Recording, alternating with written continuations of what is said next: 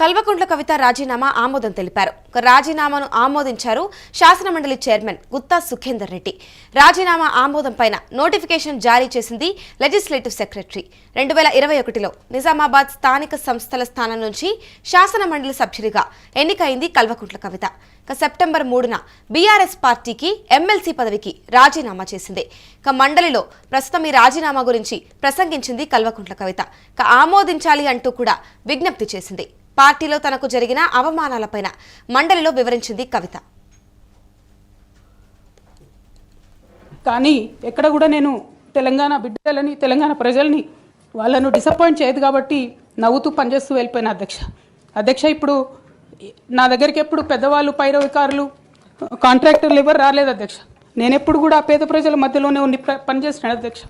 నా దగ్గరికి వచ్చినటువంటి బీడీ కార్మికులు కావచ్చు, బీడీ టేకేదారులు కావచ్చు, అంగన్వాడీ టీచర్లు కావచ్చు, ఆశా వర్కర్లు కావచ్చు, ఐకేపీ ఎంప్లాయీస్ కావచ్చు అధ్యక్ష, అదేవిధంగా జిహెచ్ఎంసీ కార్మికులు కావచ్చు అధ్యక్ష, టీచర్లు కావచ్చు అధ్యక్ష, నిరుద్యోగులు కావచ్చు, ఆడబిడ్డలు కావచ్చు, సింగరేణి ఉద్యోగులు కావచ్చు, కరెంట్ ఎంప్లాయీస్ కావచ్చు, ఎవరు వచ్చినా అధ్యక్ష నేను కాదనకుండా నాకెంత వీలైతే అంత పనిచేసి పెట్టేటటువంటి ప్రయత్నం చేసిన అధ్యక్ష. అయినా సరే అధ్యక్ష పార్టీ మౌత్ పీసులుగా ఉండేటటువంటి పార్టీ పేపర్లు, పార్టీ ఛానళ్ళు ఏ ఒక్కరు కూడా ఎన్నడూ కూడా మద్దతు ఇవ్వలేదు అధ్యక్ష. అయినా సరే ధైర్యం వదులుకోకుండా మొక్కువని ప్రయత్నంగా నేను ప్రయత్నం చేస్తూనే వెళ్ళాను అధ్యక్ష.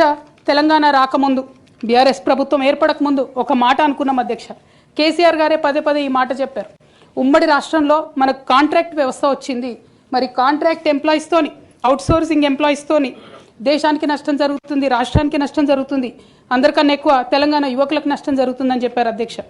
ఆనాడు వారు సరదాగా ఒక మాట అనేవాళ్ళు, అందరికీ కాంట్రాక్ట్ పోస్ట్ ఉంది, మరి ముఖ్యమంత్రికి కూడా కాంట్రాక్ట్ పోస్ట్ ఉంటుందా అని చెప్పి ప్రశ్నించేవారు అధ్యక్ష. కానీ తెలంగాణ వచ్చిన తర్వాత 10 ఏళ్లలో కూడా కాంట్రాక్ట్ వ్యవస్థను మనం రద్దు చేసుకోలేకపోయినాం అధ్యక్ష. అది కాకుండా అవుట్సోర్సింగ్ ఎంప్లాయీస్, అవుట్సోర్సింగ్ వ్యవస్థను పెంచి పోసిపోయినాం అధ్యక్ష. బాధతో చాలా ఆవేదనతో నేను ఈ మాటలు చెప్తా ఉన్నా అధ్యక్ష. తెలంగాణ సమాజానికి ఏదైతే ప్రశ్నించడం నేర్పించినటువంటి బీఆర్ఎస్ పార్టీ అధ్యక్ష. బీఆర్ఎస్ మాజీ మహిళా నేత ఎమ్మెల్సీ కల్వకుంట్ల కవిత రాజీనామాను శాసనమండలి చైర్మన్ గుత్తా సుఖేందర్ రెడ్డి ఆమోదించారు. దీంతో ఆమె అధికారికంగా మండలి సభ్యత్వాన్ని కూడా కోల్పోయారు.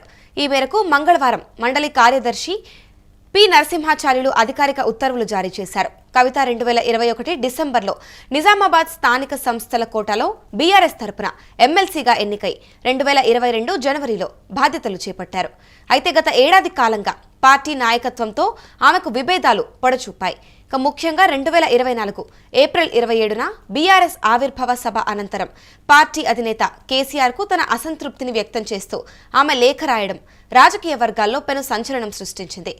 పార్టీలోని కీలక నేతలు హరీష్ రావు, మాజీ ఎంపీ సంతోష్ రావులను లక్ష్యంగా చేసుకుని ఆమె చేసిన విమర్శలు పార్టీలో తీవ్ర చర్చకు దారితీశాయి.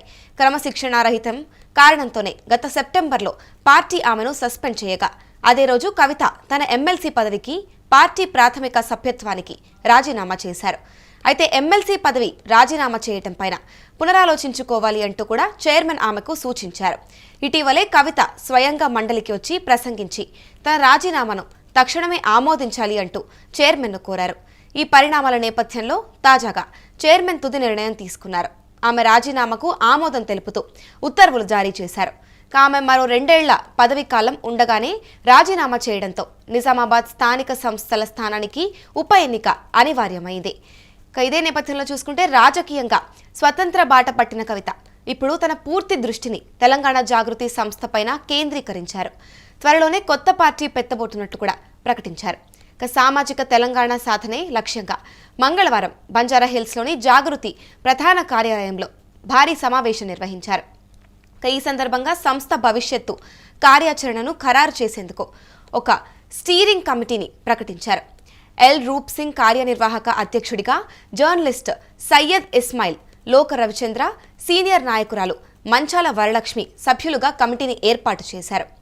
కేవలం రాజకీయ విమర్శలకే పరిమితం కాకుండా రాష్ట్రంలోని వివిధ రంగాలపైన అధ్యయనం చేసేందుకు కవిత ప్రత్యేక విభాగాలను కూడా ఏర్పాటు చేశారు.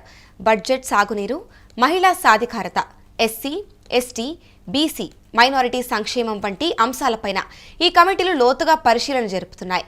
ఇక ఈ కమిటీలు ఇచ్చే నివేదిక ఆధారంగా జనవరి 17న తెలంగాణ జాగృతి తన తదుపరి పోరాట పంథాను ప్రకటించనుంది.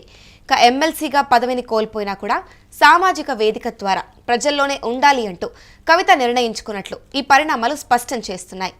ఇక ప్రస్తుతం చూసుకుంటే కవిత ఆల్రెడీ ఇప్పుడు రాసిన లేఖ వల్ల కూడా అసంతృప్తి వ్యక్తం చేస్తూ కేసీఆర్ కవితను సస్పెండ్ చేయడం జరిగింది. ఇక దాని తర్వాతే కవిత కూడా తను రిజైన్ చేస్తున్నట్టుగా కూడా తెలిపింది. ఇక దీని పట్ల అయితే చైర్మన్ దీన్ని ఇంకొకసారి కూడా పునరాలోచించుకోవాలి అంటూ కవితకు సజెషన్ అయితే ఇచ్చారు. కానీ కవిత మాత్రం రీసెంట్గా అటు వెళ్ళి ఆమె నిర్ణయాన్ని తెలుపుతూ కూడా రాజీనామాని ఆమోదించాలి అంటూ చైర్మన్ను కోరింది. ఇక ఇదే నేపథ్యంలో చైర్మన్ తుది నిర్ణయం తీసుకుంటూ కూడా రాజీనామాని ఆమోదించారు.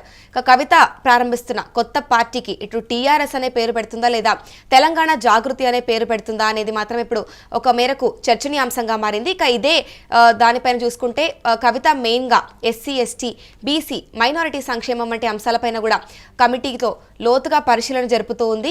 ఇక కొత్త పార్టీ నేపథ్యంలోనే ఇటు స్టూడెంట్స్ అయి ఉండొచ్చు, ఇటు జాబ్స్ కోసం వెతుకుతున్న వాళ్ళు కూడా వీళ్ళపైన అయితే ఎక్కువ ఫోకస్ పెడుతున్నట్టు కవిత తెలుస్తోంది. ఇక దీనిపైన తదుపరిగా కవిత పెట్టే కొత్త పార్టీలో ఎటువంటి నిర్ణయాలు తీసుకుంటుంది, ఇక పార్టీ ఎప్పుడు స్థాపించనుంది అనేది మాత్రం చూడాల్సి ఉంది.